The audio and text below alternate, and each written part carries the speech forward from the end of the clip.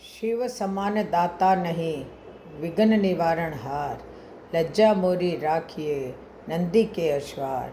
बोलो कैलाशपति महादेव की जय हो। एक शिक्षाप्रद आलेख है यहाँ। एक राजा के पास कई हाथी थे, लेकिन एक हाथी बहुत शक्तिशाली था, बहुत आज्ञाकारी, समझदार व युद्ध कौशल में निपुण था। बहुत से युद्धों में वह भेजा गया था और वह राजा को विजय दिलाकर ही वापस लौटता था। इसीलिए वह महाराज का सबसे प्रिय हाथी था। समय गुजरता गया और एक समय ऐसा भी आया जब वह वृद्ध दिखने लगा। अब वह पहले की तरह कार्य नहीं कर पाता था, इसलिए अब राजा उसे युद्ध क्षेत्र में नहीं भेजते थे। एक दिन वह सरोवर में जल पीने के लिए गया, लेकिन वहीं कीचड़ में उसका पैर धंस गया और फिर धंसता ही चला गया। उस हाथी ने बहुत कोशिश की, लेकिन वह उस कीचड़ से स्वयं ही को नहीं निकाल पाया। उसकी चिंगाड़ने की आवाज़ से लोगों को यह पता चल गया कि वह हाथी संकट में है। हाथी के फंसने का समाचार राजा तक भी पहुंचा। राजा समेत सभी लोग हाथी के आसपास इकट्ठे हो गए और विभिन्न प्रकार के प्रयत्न उसे निकालने के लिए करने लगे, लेकिन बहुत देर तक प्रयास करने के उपरांत कोई मार्ग नहीं निकला।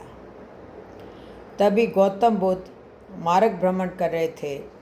राजा और सारा मंत्रिमंडल तथागत गौतम बुद्ध के पास गए और अनुरोध किया कि आप हमें इस विकट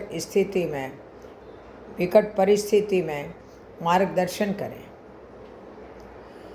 तो गौतम बुद्ध ने सबसे पहले घटना स्थल का निरीक्षण किया और फिर राजा को सुझाव दिया कि सरोवर के चारों ओर युद्ध के नगाड़े बजाए जाएं। सुनने वालों को विचित्र लगा कि भला नगाड़े बजाने से वह फंसा हुआ हाथी बाहर कैसे निकलेगा। जैसे युद्ध के नगाड़े बजने प्रारंभ हुए, वैसे ही उस मृत प्राय हाथी में के हाव भाव में परिवर्तन आने लगा। पहले तो वह धीरे धीरे करके खड़ा हुआ और फिर सबको हतप्रभ करते हुए स्वयं ही कीचड़ से बाहर निकल आया। गौतम बुद्ध ने सबको स्पष्ट किया कि हाथी की शारीरिक क्षमता में कमी नहीं थी, आवश्यकता मात्र उसके अंदर उत्साह के संचार करने की थी। जीवन में उत्साह रखने के लिए आवश्यक है कि मनुष्य सकारात्मक चिंतन बनाए रखें और निराशा को हावी नहीं होने दें। कभी निरंतर मिलने वाली असफलताओं से व्यक्ति यह मान लेता है कि अब वह पहले की तरह कार्य नहीं कर सकता, लेकिन यह पूर्ण सच नहीं है।